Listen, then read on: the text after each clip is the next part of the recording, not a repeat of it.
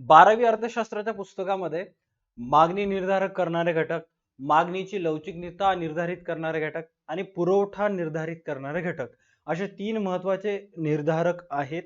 हे 3 जर निर्धारक तुम्ही व्यवस्थित अभ्यास केलात एक्झाम मध्ये कुठं ना कुठं तुम्ही प्लस पॉइंट ठरवू शकता, राईट. आणि ज्यांचाही अभ्यास मागणीचे विश्लेषण या धड्याचा एकदम डीप मध्ये झाला असेल किंवा थोडाफार जरी अभ्यास केला असेल तर तुमच्यापैकी मॅक्सिमम जणांना माहिती आहे की मागणीचे निर्धारित करणारे घटक आणि मागणीच्या नियमाचे गृहीतके ऑलमोस्ट सेम आहेत. फक्त विश्लेषण लिहित असताना थोडंफार बदल तुम्हाला करायचं आहे. नमस्कार, मी प्रसाद.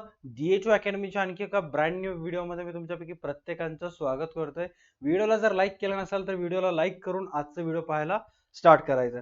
सर्वात पहिला निर्धारित करणारे घटक म्हणजे काय की जर एखाद्या वस्तूला मागणी असेल तर ती मागणी या फॉलोइंग पॉइंट्स मुळे असते, त्यामुळे ह्याला नाव दिलेलं आहे मागणी निर्धारित करणारे घटक. आता जर मी तुम्हाला विचारलं तुम्ही सध्या सर्वात जास्त कंझ्युम करत असलेली गोष्ट कोणती असेल तर ते असेल इंटरनेट, बरोबर आहे. किंवा तुमच्यापैकी जे स्टुडंट एज मध्ये मॅक्सिमम लोक जे कंझ्युम करत असतात ते असेल पेट्रोल, डिझेल जे तुम्ही तुमच्या बाईकसाठी वापरता.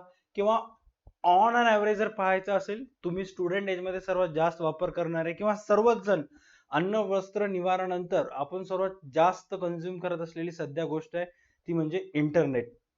आता हे इंटरनेटला असलेली जी मागणी आहे ते मागणी फॉलोइंग 9 पॉइंट्स मुळे निर्धारित होत असते.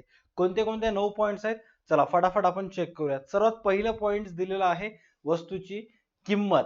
किंमत बद्दल पुस्तकात काय सांगितलेलं आहे की वस्तूची किंमत मागणी निर्धारित करणारा महत्वपूर्ण घटक होय. उपभोक्ते जेव्हा वस्तूची किंमत कमी असते तेव्हा अधिक प्रमाणात वस्तूची खरेदी करतात आणि वस्तूची किंमत जेव्हा जास्त होईल तेव्हा कमी प्रमाणात वस्तूची खरेदी करत असतात. म्हणजेच काय की मागणीचा नियम जो आहे जसं की तुमच्या पुस्तकात लिहिलेला आहे डॉक्टर अल्फ्रेड मार्शल यांनी 1890 मध्ये अर्थशास्त्राची मूलतत्वे ह्या पुस्तकामध्ये त्यांनी मागणीचा नियमाचा जो विधान केलेला आहे त्याच्यामध्ये सांगितलेलं आहे की इतर परिस्थिती स्थिर असताना जेव्हा वस्तूची किंमत कशावर त्यांनी भर दिलेला आहे, वस्तूची किंमत जेव्हा कमी होते त्यावेळेस मागणी वाढते आणि किंमत वाढल्यानंतर मागणी कमी होते. याच्यावरून त्यांचा किंमत आणि मागणी याचा संबंध कसा असतो, व्यस्त असतो, हे तर त्यांनी साध्य केलेलंच आहे. बट कुठं ना कुठं सर्वात जास्त मागणीची जी लवचिकता व्हायली किंवा मागणी कमी जास्त व्हायली ह्याच्या मागे मेजर रिझन त्यांनी सांगितलेला आहे किंमत. किंमत हा मागणी निर्धारित करणारा प्रमुख घटकांपैकी एक घटक आहे. जसं की तुमच्यापैकी मॅक्सिमम जणांना माहित आहे आपण त्याच कंपनीचं मोबाईल इंटरनेट वापरतो किंवा डेटा पॅक सिलेक्ट करतो ज्याच्यामध्ये कमी किमतीमध्ये आपल्याला जास्तीत जास्त इंटरनेट अवेलेबल होईल किंवा जास्तीत जास्त बेनिफिट आपल्याला मिळत असतील, राईट. त्याच्यानंतर नेक्स्ट आहे उत्पन्न. उत्पन्न म्हणजेच काय की तुमचे आमचे जे सर्वांचे वडील पैसे कमवत असतात किंवा तुम्ही जरी काम करत असाल, तुम्ही ज्या गोष्टीसाठी तुम्ही काम करत पैसे, ते पैसे तुमच्यासाठी काय असतात, उत्पन्न. पॉइंट मध्ये काय सांगितलेलं आहे की उपभोक्ता म्हणजेच काय, कस्टमर. उपभोक्त्याचे उत्पन्नाचे खरेदी शक्तीवर परिणाम होतो, त्याच्या वस्तूच्या मागणीवर परिणाम होतो. उत्पन्नात वाढ झाल्याने वस्तूंच्या मागणीत वाढ होते आणि उत्पन्न घटल्याने वस्तूच्या मागणीत घट होते.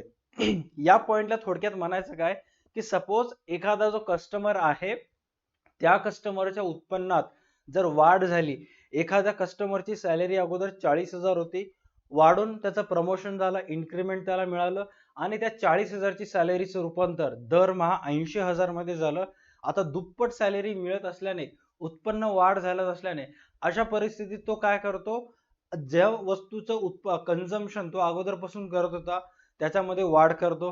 सपोज तो व्यक्ती जर रोज 1,500 रुपये जर खर्च करत असेल, कुठं ना कुठं तर खर्चात वाढ होऊन 2,500 होते. किंवा त्याची जी लाईफस्टाईल आहे, जीवनशैली, ते कुठं ना कुठं सुधारत असते. जर तो अगोदर 1,000 ची जीन्स वापरत होता तर आता कुठं ना कुठं तो काय करेल, 2,500 चे जीन्स वापरेल. किंवा जर त्याला आंबे खायची सवय असेल, तो अगोदर 500 रुपये डझनचे आंबे खात होता तर आता तो 800-900 रुपयाचे डझनचे आंबे कंझ्युम वगैरे करेल. हे उदाहरण तुमच्या पुस्तिकेतलं आहे. म्हणजे थोडक्यात काय की जर एखाद्या व्यक्तीचं उत्पन्नात वाढ झालं तर त्याचा परिणाम मागणीवर होतो. उत्पन्न वाढल्यावर सुद्धा मागणीवर परिणाम होते आणि उत्पन्न कमी राहिल्यावर सुद्धा मागणीवर परिणाम होते.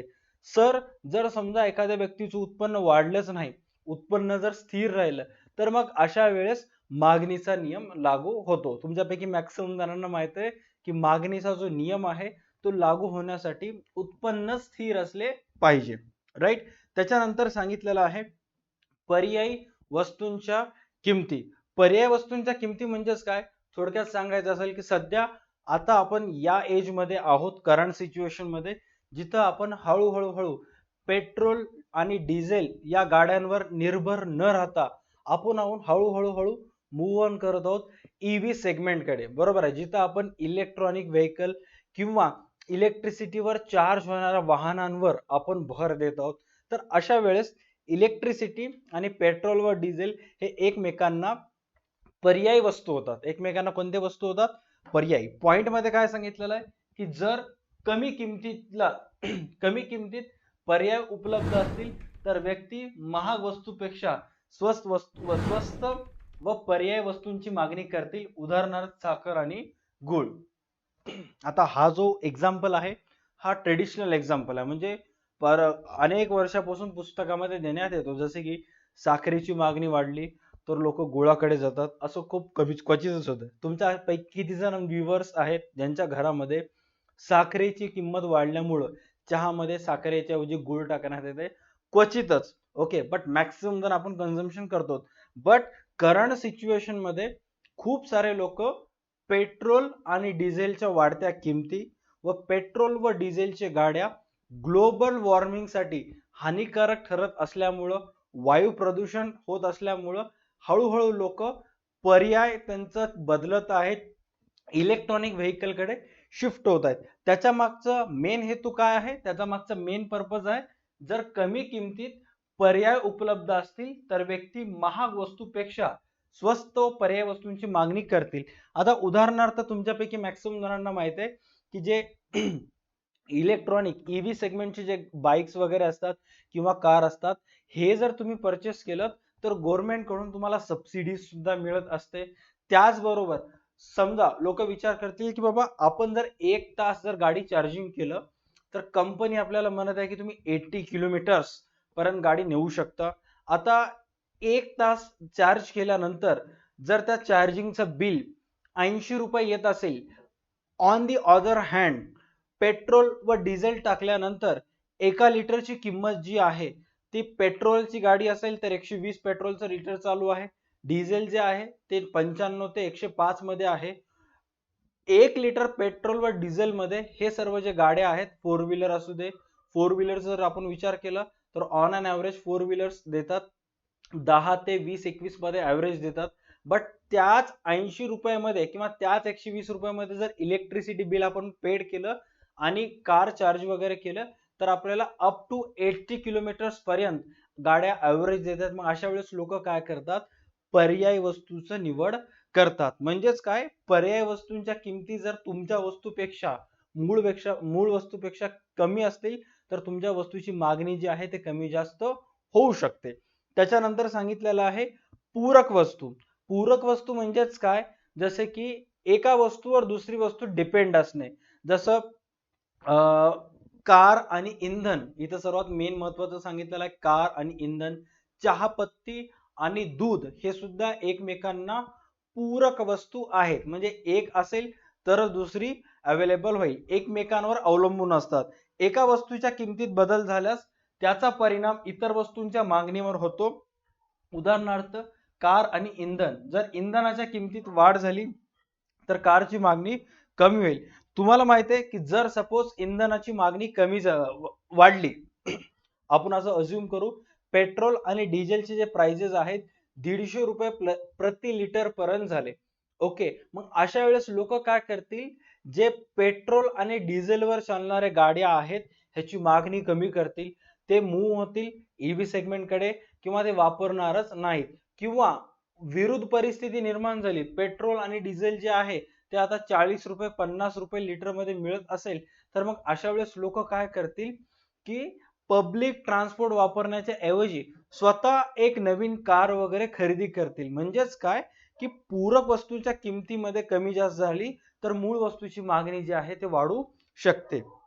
त्याच्यानंतर आहे वस्तूचे स्वरूप. वस्तूचे स्वरूप म्हणजे काय? जर एखाद्या वस्तूचा उपयोग अत्यावश्यक व टाळता येण्यासारखा नसेल तर त्या वस्तूची मागणी किमतीशी निगडीत न राहता स्थिर राहील. उदाहरणार्थ रक्तदाब नियंत्रणाचे औषध. रक्तदाब नियंत्रणाचे औषध म्हणजेच काय? ब्लड प्रेशर किंवा मधुमेह असणारे व्यक्ती, ज्याही लोकांना ब्लड प्रेशर, मधुमेह, बीपी किंवा शुगर असते, अशा व्यक्तींना कंपल्सरी जेवण्या अगोदर 10 ते 15 मिनिट एक गोळी घ्यावी लागते. जेवण झाल्यानंतर 2 गोळ्या घ्याव्या लागतात. हे जे औषधांचं सर्कल आहे ते सकाळ आणि संध्याकाळ 2 टाइम त्यांना कंट्रोल करावे लागते. Just because of they are suffering from मधुमेह अँड बीपी अँड शुगर अशासारख्या रोगांमुळे. आता अशा वेळेस जर ह्या डायबिटीसचं औषध असेल, बीपी शुगरचं औषध असेल, जर ह्याच्या किमती वाढल्या तरी सुद्धा ह्यांना स्वतःचा जीव धोक्यात जाऊ नये म्हणून, स्वतःचं आरोग्य हेल्दी राहावं म्हणून कंपल्सरी त्यांना ते औषध वगैरे घ्यावेच लागते. त्याच्यामुळं काही काही वस्तूचे स्वरूप असे असतात ते टाळता न येण्यासारखे असतात. मग अशा वेळेस त्याची जी मागणी आहे ते कंपल्सरी अलवचिक असणार आहे, कमी जास्त होणार नाही, कारण ते वस्तू जीवनावश्यक असतात, गरजेच्या असतात, सवयीच्या असतात. नेक्स्ट तुम्हाला सांगितलेलं आहे लोकसंख्याचे आकारमान. लोकसंख्याचे आकारमान, पॉप्युलेशन एक्सप्लोजन जे आहे ते सध्या आपल्या भारतातले खूप सारे सिटीज जे आहेत ते फेस करत आहेत. गव्हर्नमेंटनं सांगितलेलं आहे की सध्या महाराष्ट्रातील कोणत्याही लोकांना विचारलं की बाबा तुम्हाला कुठे राहायला आवडेल, नंबर 1 सर्वात पसंतीचं सर्व महाराष्ट्रातल्या लोकांचं असतं पुणे, मुंबई किंवा नागपूर, औरंगाबाद, छत्रपती संभाजीनगर किंवा असे अनेक शहर आहेत की ते त्यांना पसंत देतात. बट ते जे शहर आहे त्याची जी कॅपॅसिटी आहे, आता उदाहरणार्थ आपल्या पुणे शहराची जी कॅपॅसिटी आहे ते 1 करोड ते 1.5 करोड लोकांना ते सहन करू शकते. But at this moment recent surveys नुसार पुण्याची जी पुण्यामध्ये वास्तविक असलेल्या लोकसंख्या जी आहे ते 2.5 कोटीपेक्षा जास्त आहे. आता लोकसंख्या वाढल्यामुळं काय होईल? पाणी टंचाई भासेल, ट्रॅफिक जॅम्स वगैरे होतील, गुन्हेगारी प्रवृत्तीचे लोक वगैरे वाढतील, अनेक समस्यांना तोंड द्यावे लागेल आणि मग तेथील जे शासकीय यंत्रणा आहे त्यांच्यावर कुठं ना कुठं दबाव येतो, ते कुठं ना कुठं यंत्रणा मोडकळीस येते. कारण इतक्या साऱ्या ठिकाणी त्यांचे लोक काम वगैरे करत असतात की इकडे काम करायला ह्याच भागामध्ये तर तिकडा गुन्हा होतो, तिकडे काम करायला तर इकडे गुन्हेगारी वाढत असते. अनेक लोकांमुळे समस्या होत असतात. आता पुस्तकामध्ये काय सांगितलं आहे की लोकसंख्येचे जे आकारमान आहे, लोकसंख्येचे आकारमान आहे जास्त असेल तेव्हा वस्तूची मागणी जास्त असते आणि लोकसंख्येचे आकारमान कमी असेल तेव्हा वस्तूंची मागणी कमी असते. म्हणजे मेट्रो सिटीज मध्ये जे आहे महानगर जे असतात तिथं लोकसंख्या असल्यामुळं तिथं प्रत्येक वस्तूची जी मागणी असते ती जास्तच असते. बट जिथे लोकसंख्या कमी आहे तिथे त्या वस्तूंची मागणी कशी असेल? कमी असेल.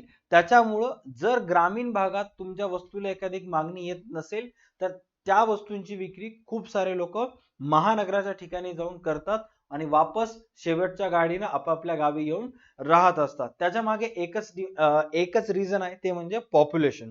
ओके. त्याच्यानंतर नेक्स्ट आहे भविष्यकालीन किमतीचा अंदाज. हा सुद्धा मागणी निर्धारित करणारा एक महत्वाचा घटक आहे किंवा मागणीचा नियम प्रत्ययास येण्यासाठी भविष्यकालीन किमती स्थिर असणे आवश्यक आहे. पॉइंट मध्ये काय सांगण्यात आलेलं आहे चेक करा की वस्तूची किंमत भविष्यात कमी होईल असा अंदाज जर उपभोक्त्याला असेल तर सध्या स्थितीत उपभोक्ता त्या वस्तूची कमी खरेदी करेल. खूप वेळेस असं होते सोन्याबाबतीत, तुमच्यापैकी मॅक्सिमम जणांचे जे वडील असतील ते कधी पण ज्वेलर्सच्या मित्राला फोन केले ते विचारतात की बाबा आज सोन्याचा भाव काय चालू आहे. तो सांगतो की सर आज सोन्याचा जे भाव आहे ते 58,000 चालू आहे. काल किती होता? तुम्हाला की सर काल जो भाव होता तो 59,000 होता. काय वाटतं तुम्हाला किमती वाढेल का कमी होतील? मग तो सांगतो की थांबा सर, एक 10 दिवस थांबा, किमती ज्या आहेत ते 55,000 होणार आहेत. म्हणजे वडील काय करतात आपले इन फ्युचर मध्ये प्राइस वाढणार आहे का कमी होणार आहे ते विचार करतात. जर फ्युचर मध्ये प्राइस कमी होणार असेल, आज तागायत आज घडीला जे आहे ते मागणी कमी करतात किंवा वस्तूची खरेदी करत नाहीत. बट त्याच जर ज्वेलर्सवाल्या मित्रांना सांगितले की लवकरात लवकर घेऊन टाका, आज 58,000 रेट चालू आहे, 3 ते 4 दिवसामध्ये रेट 60,000 ला भेटेल, 2 ते 2.5 हजार महाग होईल. मग आपले वडील काय करतात, इन फ्युचर मध्ये किंमत वाढणार असल्यामुळं आजच मागणी करून टाकतात. सोन्यासोबत असं भरपूर वेळेस होत असते. लग्न सराईचा ज्या वेळेस सीझन चालू असतो, डिसेंबर नोव्हेंबर, दिवाळी संपल्यानंतर दिवाळीच्या नंतरचे काही दिवस आणि डिसेंबर महिना, जानेवारी महिन्यामध्ये पूस महिना असल्यामुळे लग्न वगैरे होत नाहीत.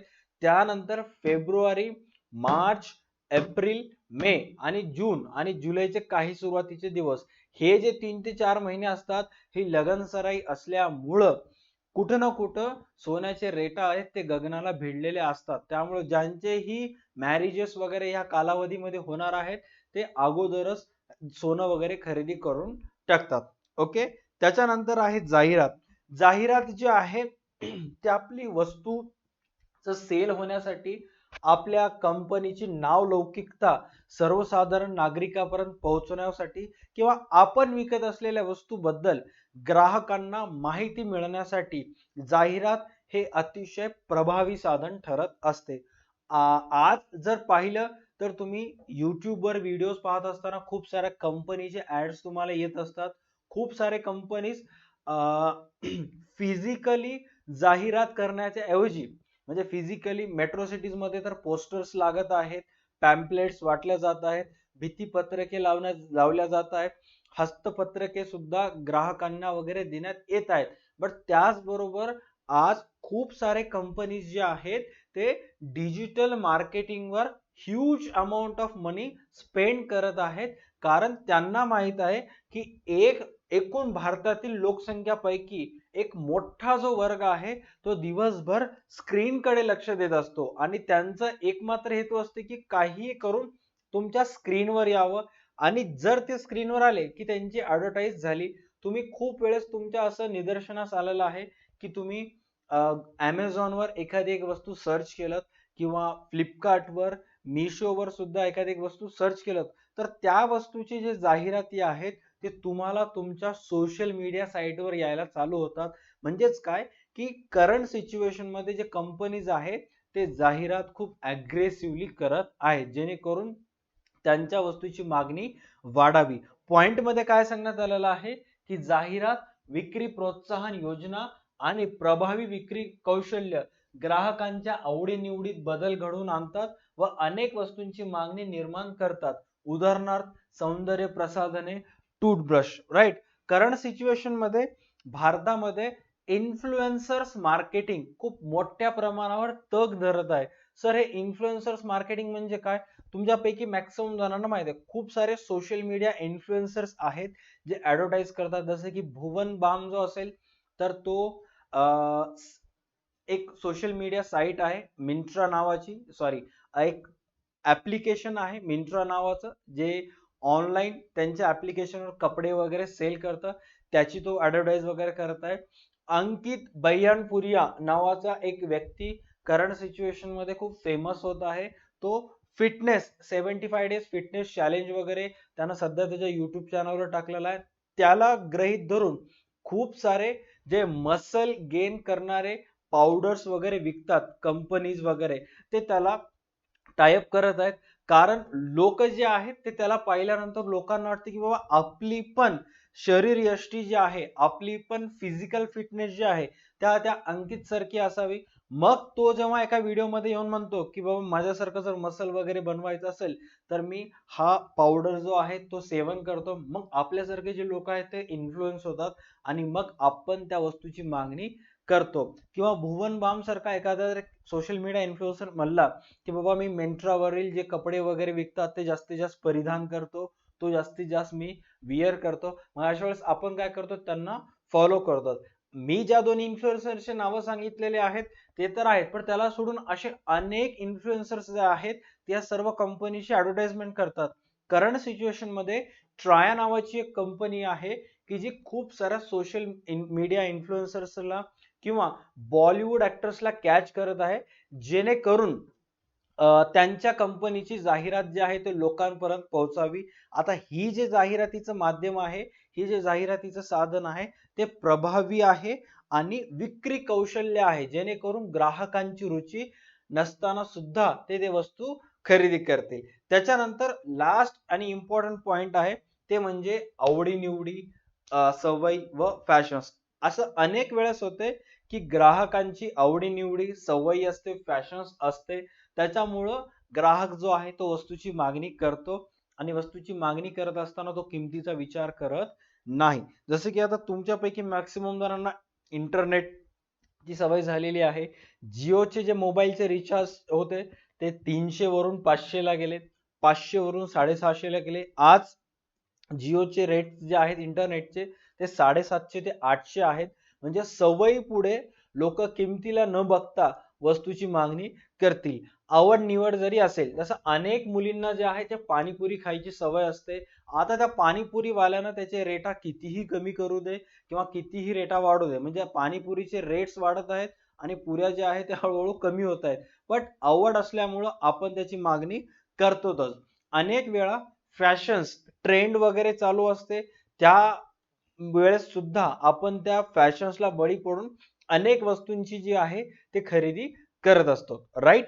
आय होप तुम्हाला हा पॉइंट जो आहे तो क्लिअर झाला असेल. पुस्तकीमध्ये सांगितलेलं आहे चॉकलेट ची आवड, चहाची सवय. आता खूप सारे जिथं व्हिडिओ पाहत आहेत, मला कमेंट सेक्शन मध्ये सांगायचंय, तुम्ही जर चाय लवर असाल तर व्हिडिओला नक्की लाईक करायचं आहे. आपल्यापैकी खूप सारे जण असे आहेत की ज्यांना सकाळी उठल्याबरोबर झोपेतून जेव्हा ते उठतात त्यांना चहा पियाची सवय असते. अदरवाईज त्यांचं डोकं दुखत असते किंवा संध्याकाळी 4 ते 6च्या दरम्यान सुद्धा एक वेळेस त्यांना चहा लागत असतो. आता अशा परिस्थितीमध्ये चहाची सवय झाल्यानंतर कितीही बाजारामध्ये चहा पत्तीच्या किमती वाढू द्या, ते नक्की त्याचं सेवन करतील म्हणजे करतीलच. All right. त्याच्यानंतर आहे कर रचना. हे जास्त इम्पॉर्टंट नाहीयेत.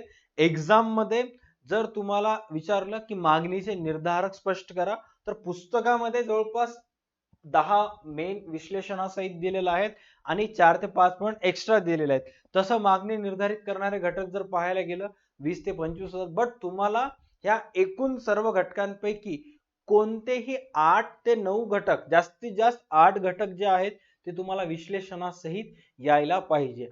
हा असा प्रश्न आहे. इकॉनॉमिक्स मध्ये खूप सारे प्रश्न असे आहेत, म्हणजे खूप कमी प्रश्न असे आहेत की जे तुम्ही मनानं त्याच्यामध्ये फेकोलॉजी वगैरे करू शकता.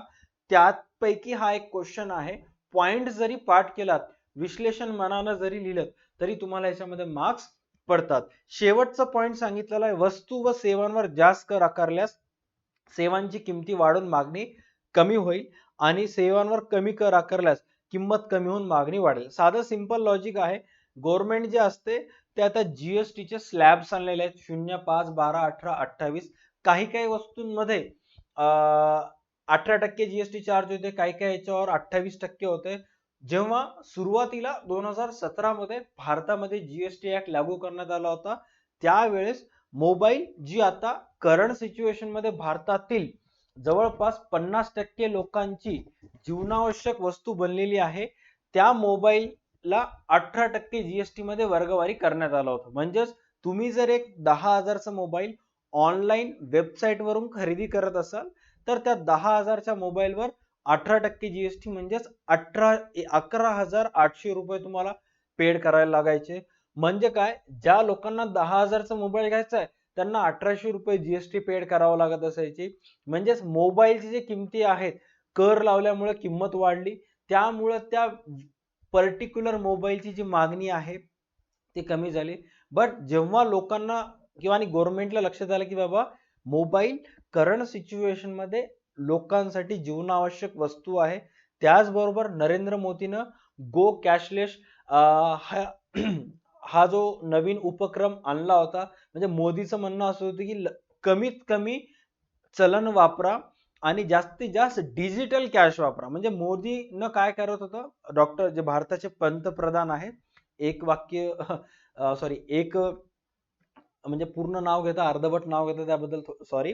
भारताचे जे पंतप्रधान आहेत माननीय श्री नरेंद्र मोदी ह्यांनी भारतामध्ये लोकांना प्रवृत्त करायला स्टार्ट केलं नोटाबंदी नंतर, की बाबांनो कमीत कमी कॅश वापरा, जास्तीत जास्त ट्रान्झॅक्शन ऑनलाईन करा. ह्याच्या मागे मेन हेतू काय होता, की भारतामध्ये कोण कोणासोबत व्यवहार करत आहे, कधी व्यवहार करत आहे, किती रुपयाचे व्यवहार होत आहेत ह्याची नोंद राहावी.